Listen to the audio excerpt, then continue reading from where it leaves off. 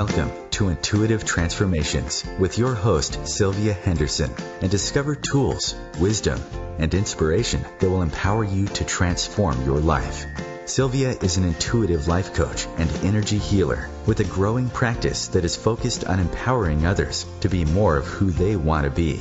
For the next hour, join Sylvia and explore and unravel anything in the way of you creating the life that you would love to live on the OMTimes Radio Network.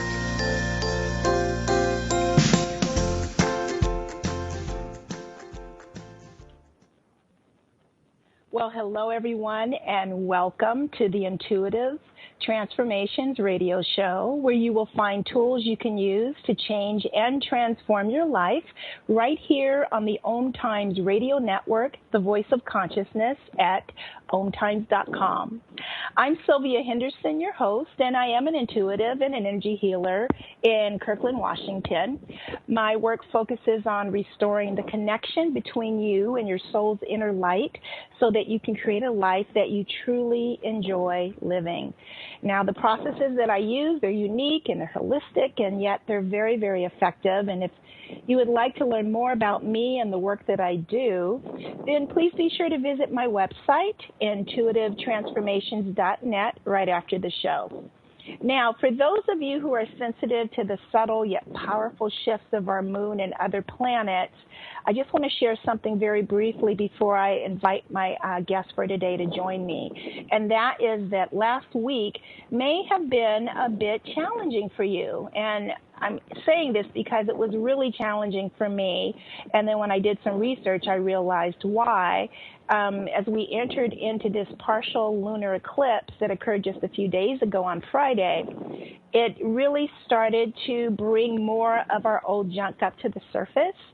So if you've noticed any old uncomfortable emotions or thoughts resurfacing over the last few days or even last week that you had not felt in a very long time, I just want you to keep in mind that it's just more of that old story, the old emotional baggage being revealed at your level of consciousness so that you can release it and clear it out of your physical body as well as your energetic bodies too.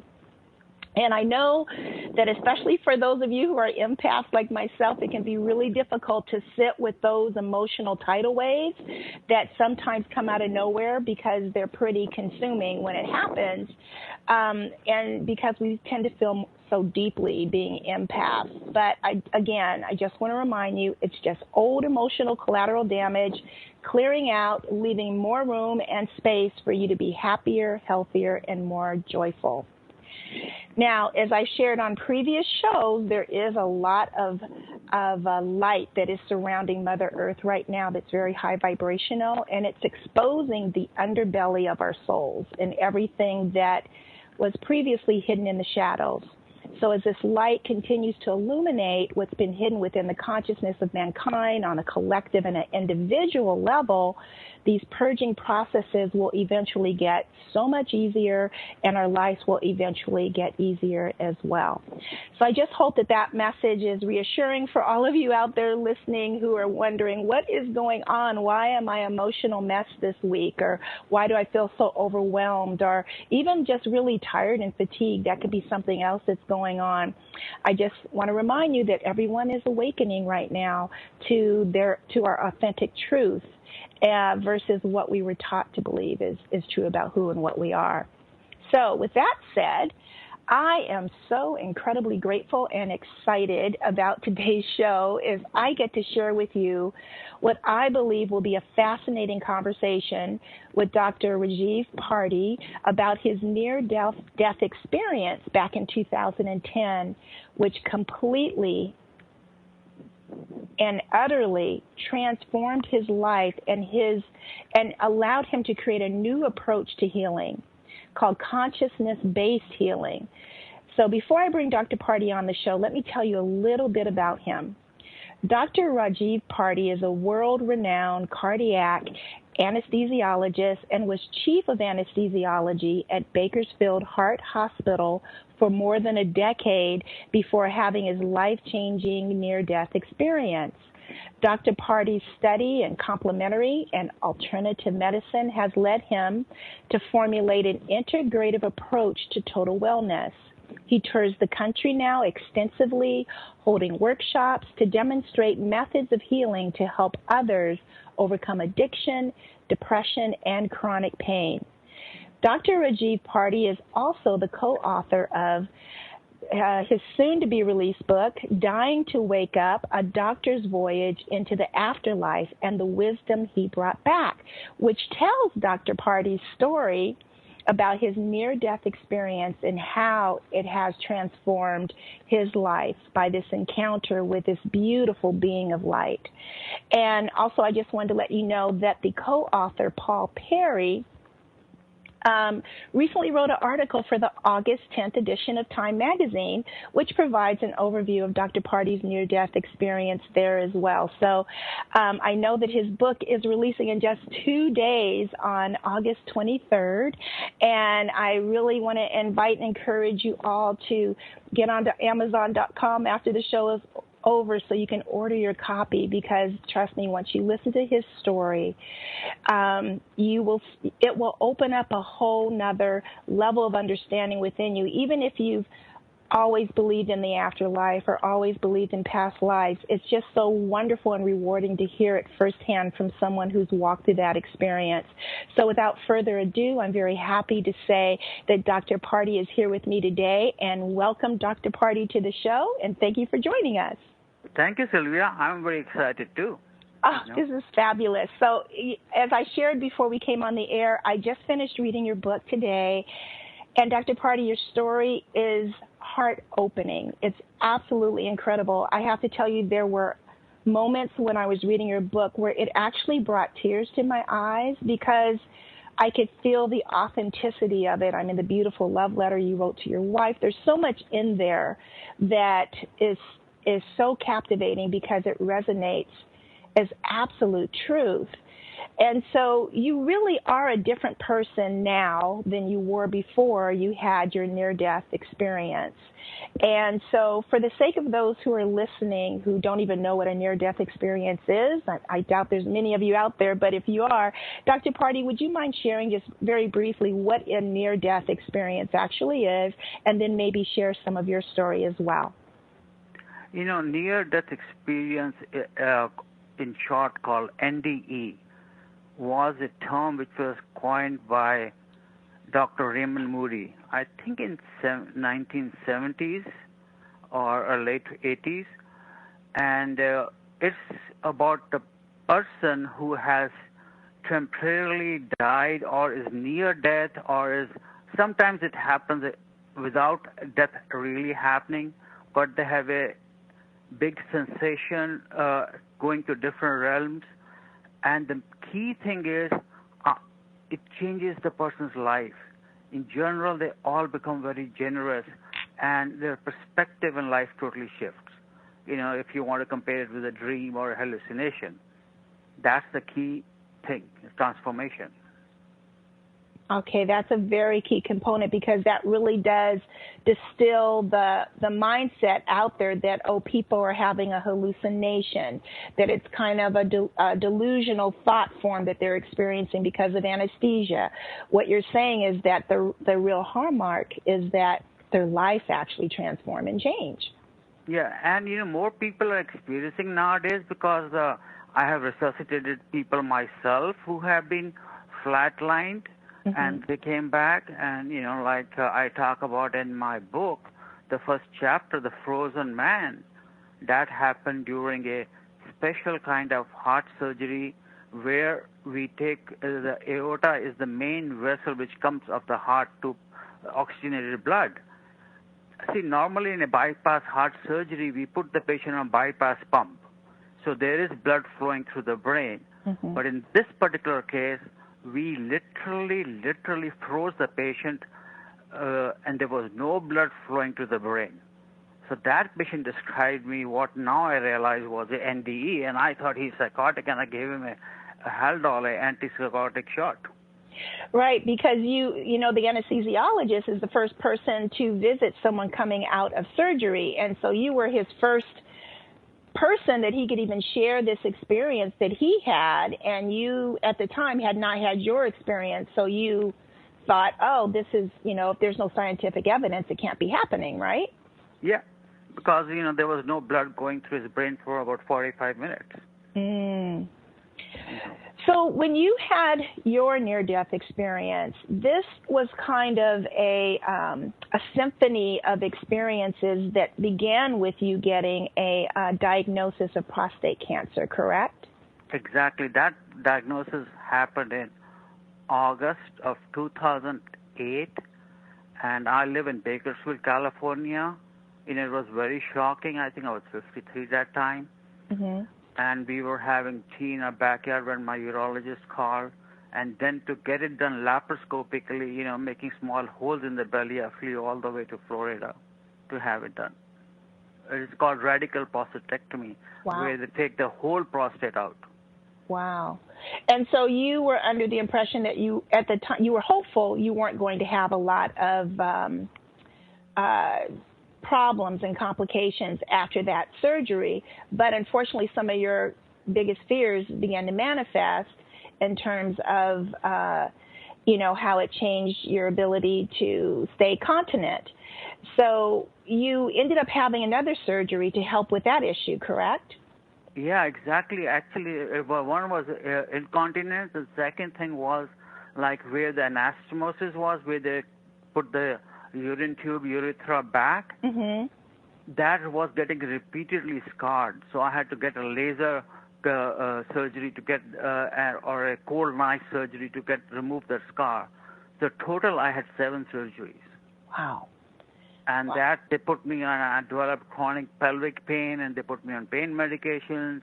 And the same pain medications I used to write to my clients, to my patients in my pain management practice. Wow. So you were prescribed. This is okay. I'm sorry. We're going into a break. I was a little spellbound because I was getting into this story. We'll return in just a moment with Dr. Rajiv Parti and more of his story about his journey and his near-death experience. We'll be back in just a moment. Stay tuned.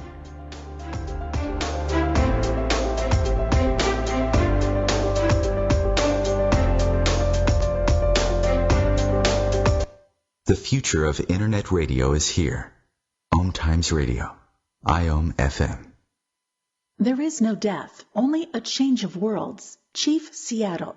Deborah Livingston is an award-winning intuitive psychic medium whose international services include mediumship, spiritual assessment, animal communication, and spiritual mentoring. She is a published author and a trained shaman. Deborah provides evidential messages from spirit and departed loved ones. Learn more at deblivemedium.com. That's DEBLIV medium.com.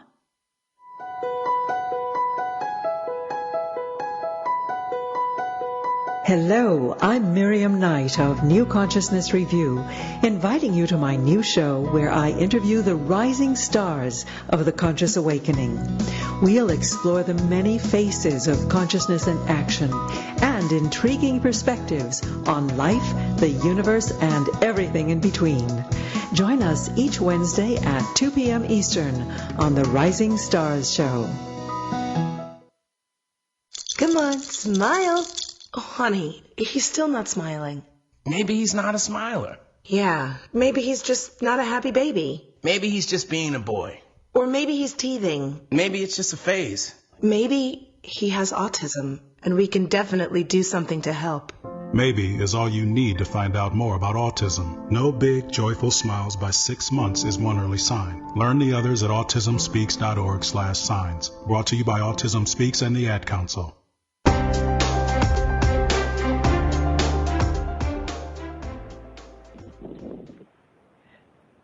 Welcome back, everyone. This is Sylvia Henderson on the Intuitive Transformations radio show, and today I have with me a very special guest. His name is Dr. Rajiv Parti, and he is the co-author of a book called Dying to Wake Up, A Doctor's Voyage into the Afterlife and the Wisdom He Brought Back. And this is the true account of Dr. Parti's near-death experience, as well as how it really transformed transformed his life and created a brand new body of work called Consciousness Healing. So, Dr. Parti, before we went to the break, you were sharing a little bit of your story about how you had gone to Florida to have this very specific surgery done to remove your entire prostate because you had prostate cancer. And after that, you had a total of 7 surgeries. It was your 7th surgery that led to the near-death experience. And that was in 2010, Christmas Eve, if I'm correct. December of around Christmas 2010, exactly. Okay. And then, so what were the events that led up to your emergency surgery? You had some pain, and then what happened? So exactly. So I saw a doctor at UCLA, professor of urology, University of California in Los Angeles. And he recommended that I get a surgery done where they implant what is known as artificial urethral sphincter so I can control my bladder. So that surgery was done in the early part of December 2010. My luck has it, like after surgery, few days later, I started developing high fever, a lot of redness in my pelvic area and lower abdomen, and I was shivering like a leaf. Basically, I was getting very sick from post-surgical infection. And originally, they tried heavy-duty antibiotics, oral, and then IV, gentamicin, vancomycin. I was still in Bakersfield because UCLA is about 110 miles from my home. Mm-hmm. So it was not improving. So the doctor told me to come to UCLA, and my wife drove, crying. I think it was even in the nighttime, crying, and I was also in panic that this is my last night, something like that. So then to get rid of the source of infection, which was now the artificial device they placed, they had to do an emergency surgery to remove the device. And when they opened me up, there was lots and lots of explosive, the surgeon used the word explosive dirty fluid. Wow. Yeah. And so then as you were in this surgery, at one point during your surgery, you became aware that your consciousness began to lift upwards toward the ceiling of your operating room. Can you share a little bit about that experience? Exactly, because every operating room has a clock.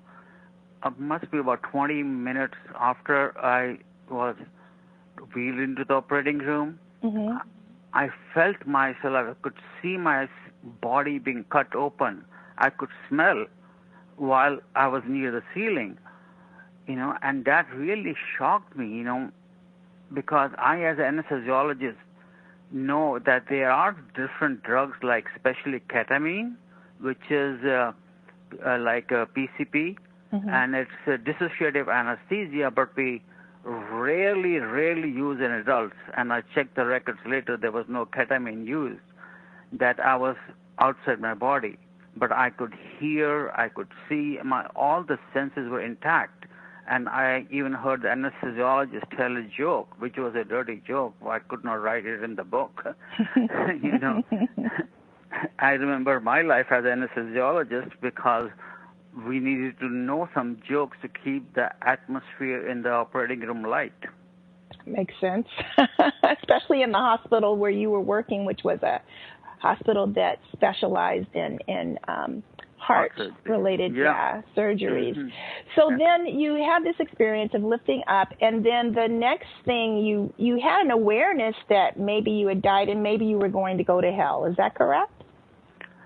From there, my consciousness traveled, or sometimes it felt like travel, or sometimes I was just there, like Star Wars, Beam Me Scotty. Mm-hmm.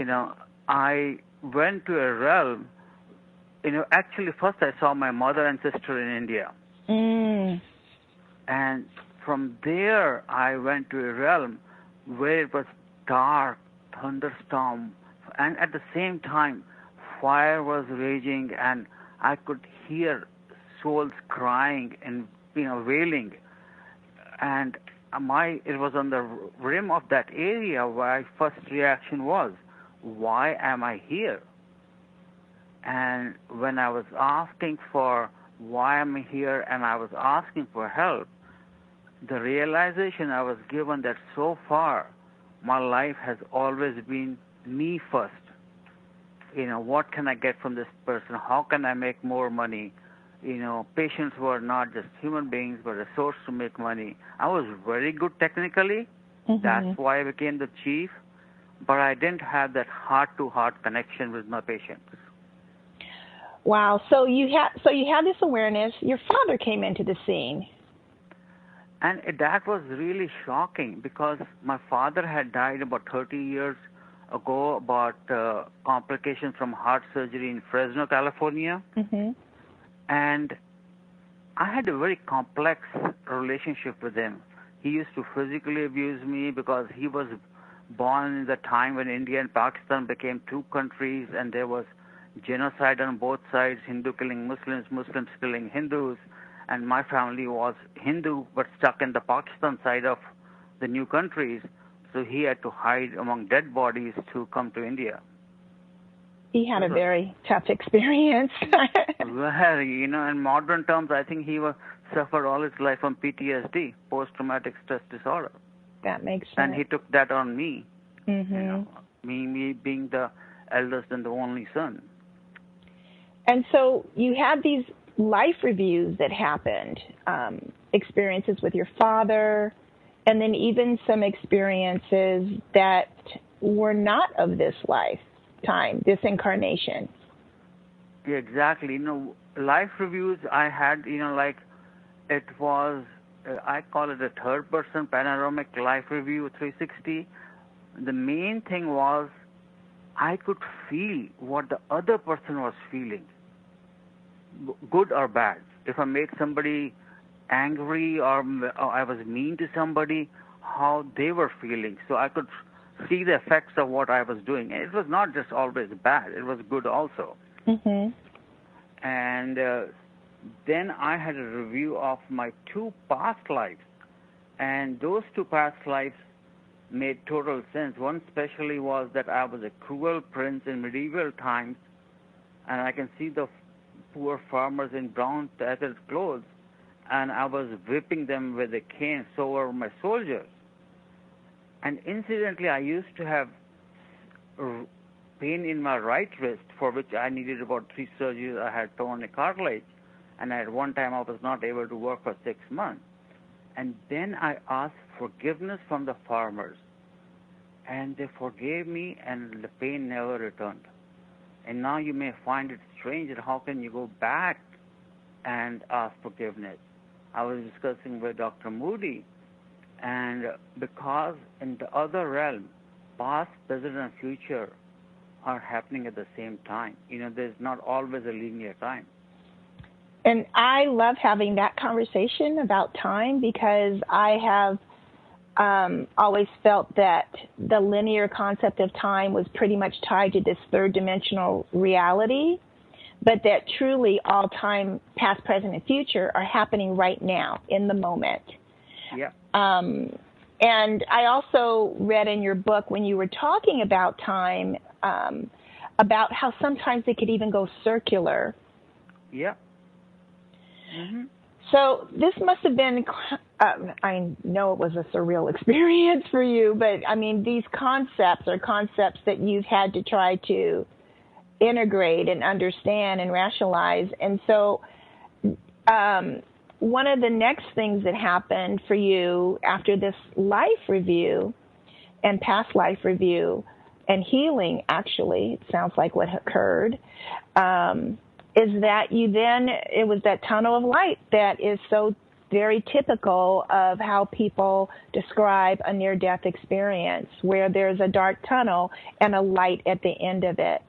And so your father initially led you to that tunnel, if I believe correctly. Is that correct? Exactly. He was holding me like a little boy, and he looked much, much younger. And main thing was I realized that he loved me a lot, but he could not express it.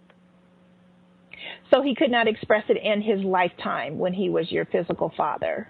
Yeah, and he was physically abusive, and actually his father was physically abusive to him. So I in turn was not physically abusive, but verbally I was pretty strict and abusive to my elder son. So this near-death experience literally cured 3 generations of abusive nature, which was continuing. I love that. That is such a beautiful story to hear how you yourself observe this, but it had a ripple effect in both directions. So that's just beautiful.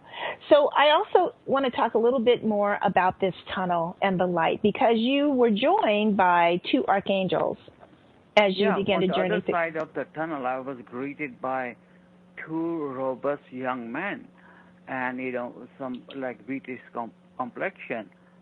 And I knew about angels, but I didn't know the names. I've been in U.S. I came in 82, so quite some time. Mm-hmm. But I was born and raised as a Hindu. I didn't practice it, but I did do the festivals. And they telepathically told me they were my archangels. And later on, and it made sense to me because especially Raphael is angel or the patron saint for doctors and healers and helps with healing. Yes. And then there's Michael for strength, for truth, for authenticity.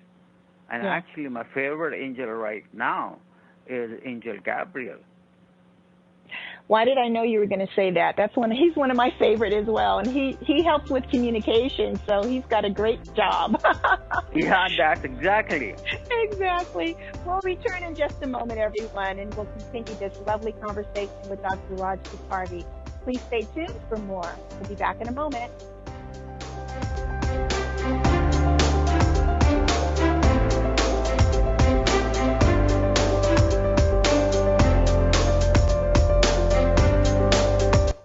The cutting edge of conscious radio, OMTimes Radio, IOM FM.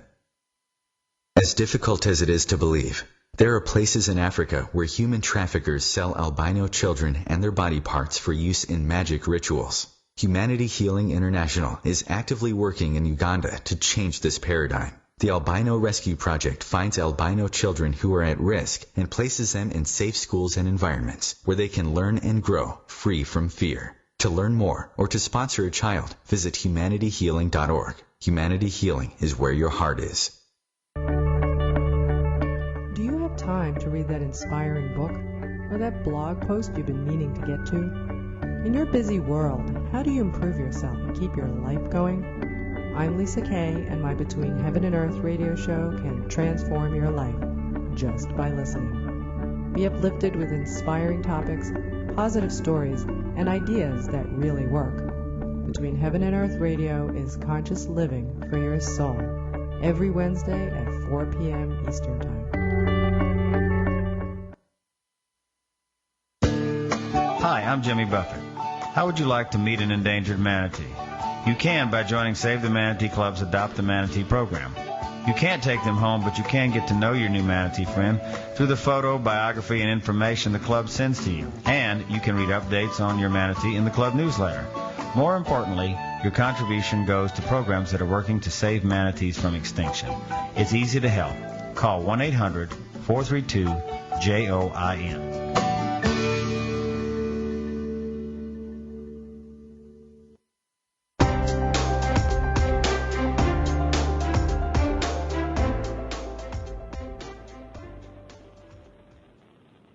Welcome back. This is Sylvia Henderson with Dr. Rajiv Parti, and we're talking about his near-death experience, which is well documented in his brand new book, Dying to Wake Up, which releases on Tuesday, August 23rd. You can pre-order that at Amazon.com and BarnesandNoble.com so that copy is waiting for you when you come home from work on Tuesday, because it's definitely something that you can give to someone in your family or who has maybe lost someone, or maybe even yourself, to help you move through that whole process of understanding that we don't really die. We might lose physical form, but our soul or spirit continues on. It's an eternal essence. It never, ever dies. It just changes shape. So, Dr. Parti, we were talking before the break about the archangels that join you, and I loved how you said now you're really in love with Archangel Gabriel, although I know you're in love with all of them, because he is the archangel known for communication. And in your book, several times you mentioned how you had a fear of public speaking, and here you are exactly. on the radio, and with so much more ahead in your future as this book releases. I'm sure there'll be some TV appearances as well, so it'll be nice to have him sitting right next to you when you go through that. Exactly. I view him as not him, because some people say it's her, so I like her as her. Okay. Her, him. They're really not a gender, are they, or are they? Yeah. They really don't have a gender. Yeah, it's whatever we get attached to. Yeah. So I do want to talk a little bit more about you moving forward toward the light, which you described as a being of light. And this is the first near-death experience I've read or heard of, and it's not like I've read all of them, but that define the light as a being, an actual being with consciousness of light, versus just this feeling of love that many people have described in the past. And so as you were moving toward this, which Archangel Michael and Archangel Raphael said, in order to move higher through the tunnel, that you needed to, you had to choose your thoughts very carefully, or something like that. Can you expand on that a little bit? Yeah, they guided me, and I have in front of my eyes right now beautiful, very vibrant colors, and it had an aura of very sweet but gentle aura, and it was like 1,000 suns, but it was not hurting the eye. And the beautiful thing is that after my near-death experience, I dove deep into spirituality, like I had done when I was 18 years old. And my near-death experience of the light was exactly as described in the Indian book Bhagavad Gita. It's the Indian holy book where Arjuna and Krishna is considered to be God incarnate, and Krishna shows Arjuna his universal form, and there was this bright light, and you could see the universes coming and going. So in that presence of that light, myself, I felt like I'm part of the light, but at the same time, I'm separate from the light. I was both at the same time. Wow. So this, to me, really speaks to the mindset of that we really are all one. Yeah. So, after, so I discovered or formulated what I call 7 eternal truths, which kind of form the basis for the consciousness-based healing and also living a total wholesome life. So let's talk about that a little bit, because I do have in front of me the 7 basic truths that you received in meditation, because you do still continue to have communication with Archangel Michael, Archangel Raphael, as well as many other angels, including Gabriel. And my father. And your father as well. So he's like a spiritual guide for you then. No, as I said, repaired my relationship with him. Oh, beautiful. So during your meditation practice, you were giving these founding concepts of what you call the Near-Death Manifesto. Exactly. And the first one is consciousness can exist outside the body. So that was a big aha awareness for you. Yeah, because so far as a doctor, Western trained doctor, we are randomly chemical reactions. There's this is this body, and that's it. And the life started randomly. Some proteins got formed in a hot soup in the ocean, and somehow we came into being. So that's science point of view, and now you have a deeper, broader awareness because you've actually experienced this as a truth yourself, having experienced yourself as consciousness outside of the body. And then the second one is that there's life after death, which we know that's we have past lives, and our experiences therein can shape certain realities. We are all connected to each other because we are all made of the one and same energy that manifests as differentiated matter, which is what you shared earlier about the light, feeling of the light, but separate in the same time. And we all are the waves, yeah. Mm-hmm. Yeah. And then that divine beings exist to help and guide us, such as angels and other helpers, and that there are different levels of consciousness. What did you mean by different levels of consciousness? I'm different levels of consciousness, like the sleeping, dreaming, and awake. We all, even animals have these three. Mm-hmm. And now there are higher levels. First is transcendental, where you transcend these three levels by deep meditation. Mm-hmm. Then comes the divine, cosmic, and unitary, where unitary is the highest level of consciousness, where there's no form, there's nothing but pure consciousness. Because like in the earlier, you will meet Buddha or Krishna and angels, they're at a lower than the absolute unitary consciousness. Actually, I had another spiritual experience where actually beyond the light there is what the Buddhists call shunyata, which is zeroness, from where everything has come. So that's the dark void, correct? Yeah, exactly. Okay. And even the science says that, the Big Bang happened in the dark void. Exactly. From nothingness, everything has come from nothingness. Well, it's interesting because my background is in Judeo-Christianity, and I think about that first chapter in the Bible that says, and then God said, let there be light. And that to me is when light and vibration, being sound, first converged to begin to form matter. Exactly. Another thing I like from Judeo-Christian background is the word thing, where you say the first there was the word. Mm-hmm. Yeah. Mm-hmm. Like I could hear in my light being present a distant sound like Om. Right. And I've read other accounts of near-death experiences where they've also had a similar sound vibration that they experienced, which, you think of the Buddhists and how Om is that singular sound that is supposed to be the core root of where everything else is sprung from. Yeah, like if from that level of consciousness, there is no Christianity or Hinduism or Buddhism or Islam. We are all one. We all spiritual, like what was that? We all spiritual beings having a divine experience. Yeah. That's beautiful.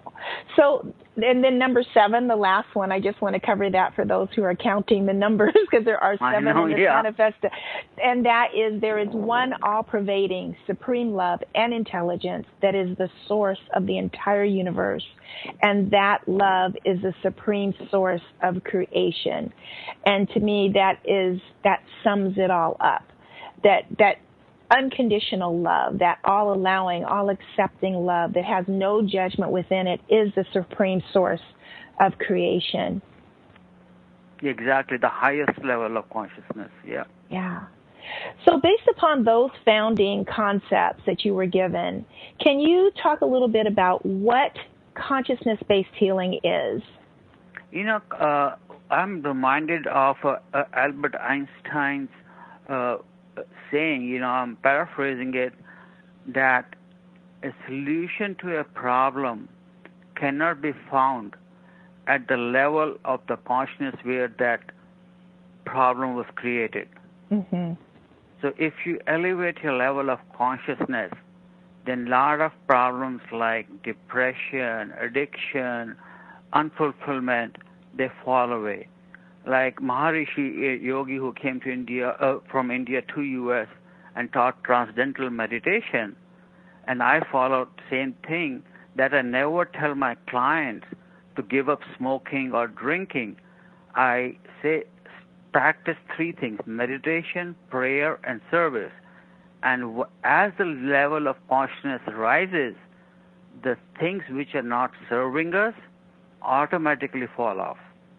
Relationships automatically fall off. And synchronicity starts happening. Things where you never expected a door to open, a door will open.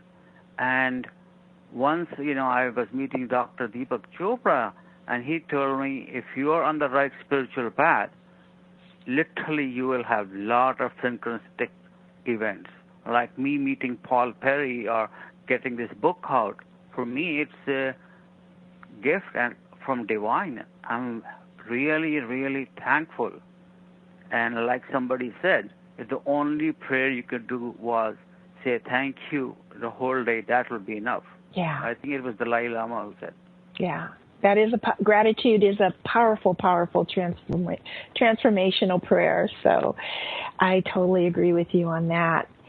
Well, so in your consciousness-based healing, one of the things that you strongly advocate is meditation. And in your book, you've provided two very lovely meditations that you offer. One is centered around forgiveness, which is, to me, a cornerstone for all healing. It's forgiving the past. It's letting go of those perceptions or those misinterpretations of what has happened. The other thing that you advocate, of course, is prayer. But what else goes into the consciousness-based healing? Is it the service? Is that the third component? Yeah. Okay. When we return, we'll have more with Dr. Parti. We'll be back in just a moment as we head off to another break. Please stay tuned. More to come.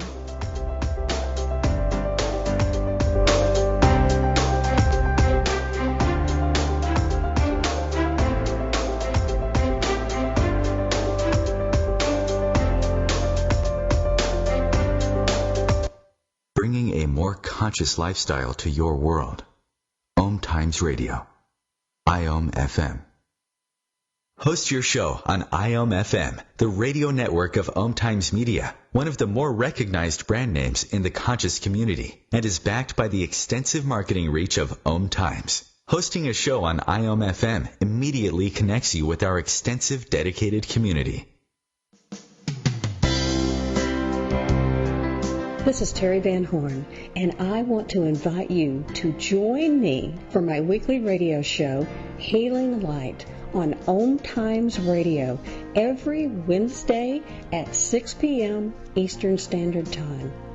On Healing Light, we want to bring love, light, and blessings into your world. You can find out more about us at www.healinglightonline.com. Blessings. I want to thank my mommy for loving me so much, for taking me to the doctor when I broke my foot, for leaving me alone when I wanted to be alone. And now, as a grown-up, I'm thankful for being able to take care of you, my dear mom, for taking you to your therapies, for understanding that sometimes you simply want to be alone. Roles change without us noticing. That's why AARP gives you the information to provide even better care for your loved one. Visit aarp.org/caregiving. Brought to you by AARP and the Ad Council.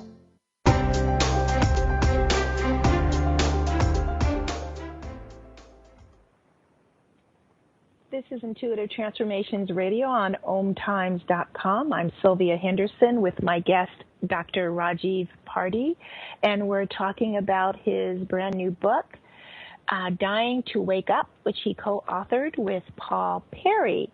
So, Dr. Parti, before we went to the break, we were talking about those three cornerstones of consciousness-based healing being meditation, prayer, which is really a prayer of gratitude more than anything, and then service to humankind.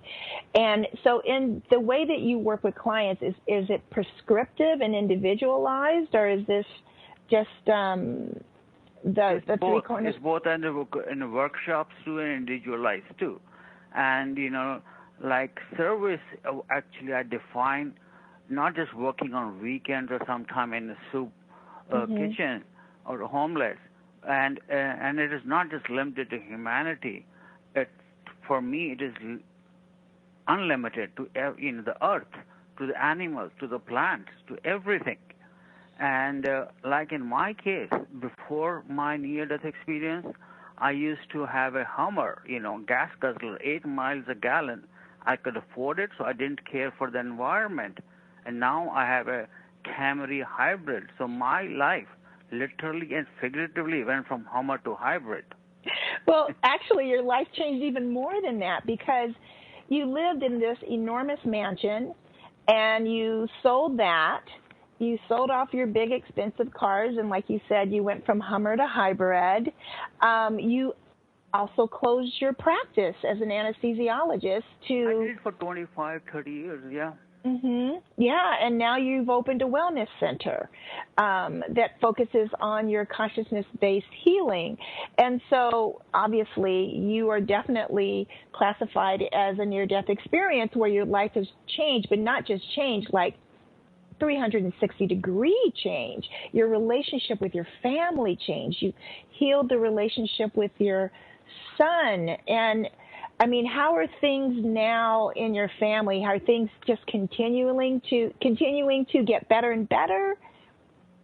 Oh yeah, the things, like I've been married. Next February it'll be 30 years. Oh, like congratulations! Thank you. And like in every couple, we still have arguments, but the quality and the depth of relationship has changed. And especially with my elder son, it was very healing. Like I kind of forced him to go to medical school, and he went there for 7 years, then dropped out. And I was originally would have been very mad and angry, but now he's in computers. I'm okay with that. And he's happier. And he is happier.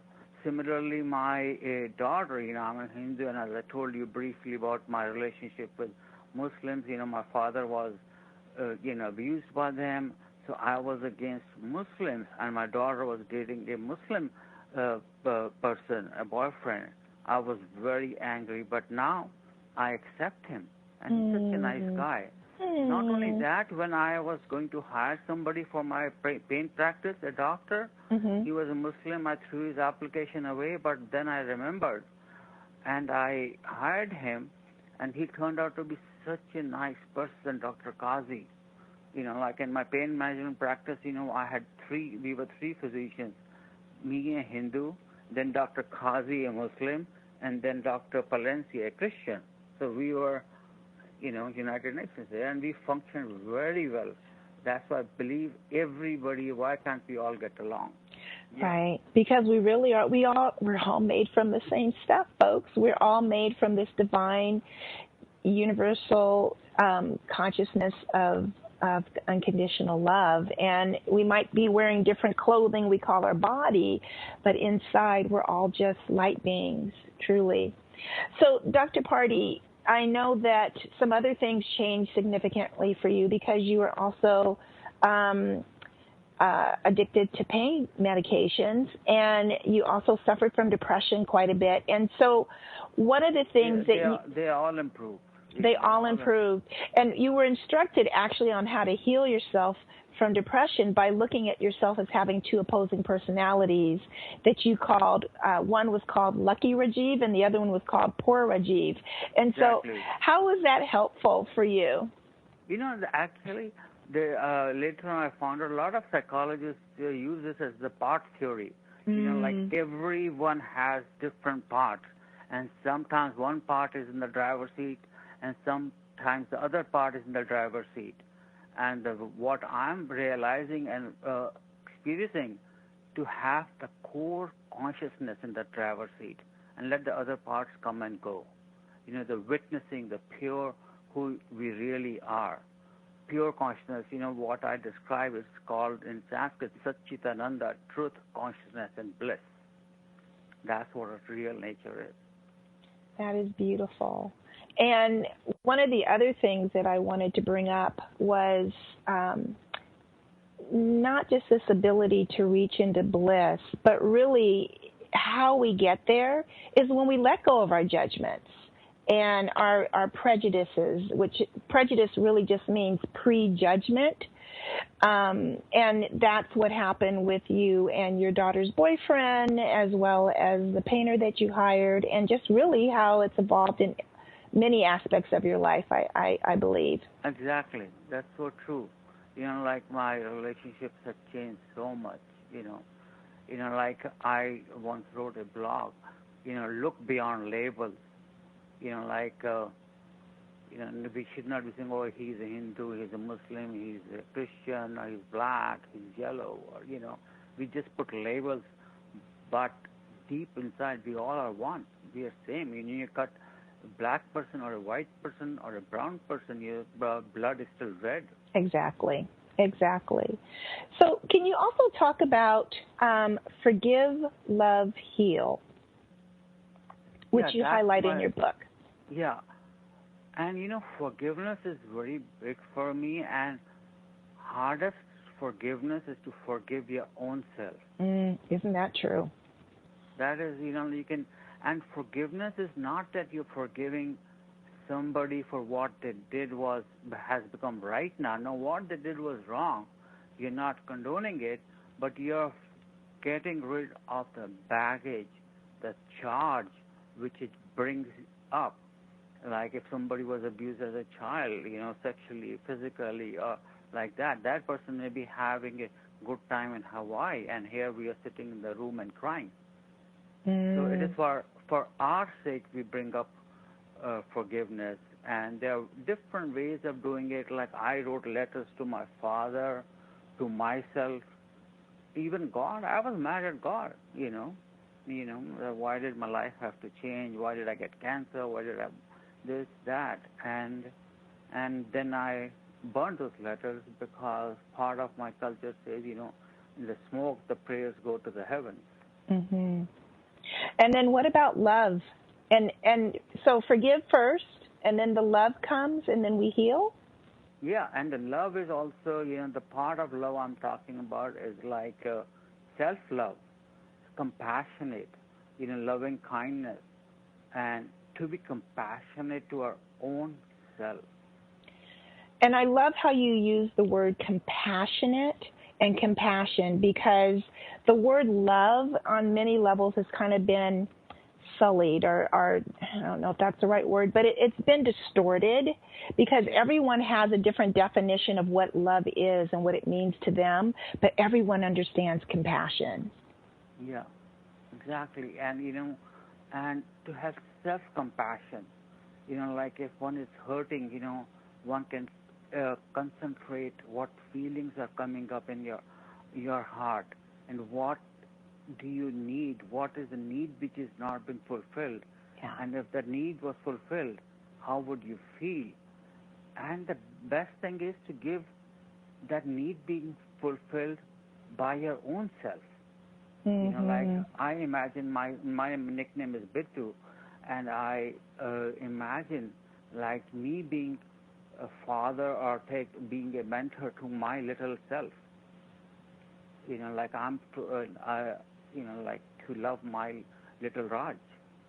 Yeah. That's so important, that inner child work, because that inner child did not get everything that it really needed to get so that it could forgive itself, love itself, and then consequently heal itself and you as an adult. So that's really beautiful. Parent yourself. Exactly. I can't believe that we just have a few more minutes left in the show, and I want to make sure that everyone knows how they can stay in touch with you, get on your mailing list. I know that you have a website that is www.dyingtowakeup.com. That's dyingtowakeup.com. Or is it drrajivparti.com? Is that correct? It's drrajivparti.com, or to make it very simple, I also have the URL drparti.com. And I say party like party instead of Y, spell it with I, because my origin is Indian. Right. So Parti is P-A-R-T-I. So DrParti.com. But dyingtowakeup.com as well. And do you have any upcoming events, Dr. Parti? Yeah, I'm talking, I just came back from Montreal last week. I'm talking about that 5D event in Berkeley in middle of September. And I'm talking, I think on 9th September in Denver on a Mind, Body, Soul Expo. So quite a few things out there. Great. And is all of that information on your website by any chance? Yeah, that is on my website. Beautiful, beautiful. Well, I do have another question for you, Dr. Parti. So in doing your work, do you work with your clients for like an hour, or how do people? Usually an hour, and I'll give the example of anesthesia. Like if somebody needs a leg surgery, there are 5 things I can do to 4 or 5. I can do spinal anesthesia, I can do epidural anesthesia, I can do a local nerve block, or I can do a general anesthesia, depending upon the situation. There's not one thing fits all. Similarly, depending on the client, somebody may need keep going. So there may be different options that you have for them, basically. Exactly. Dr. Parti, thank you so much for being on the show. You've been an absolute delight. Everyone, go out and buy his book, Dying to Wake Up. I'll be back again next week for more of Intuitive Transformations on OMTimes Radio. See you soon. Thank you. It was a pleasure. Thank you, Dr.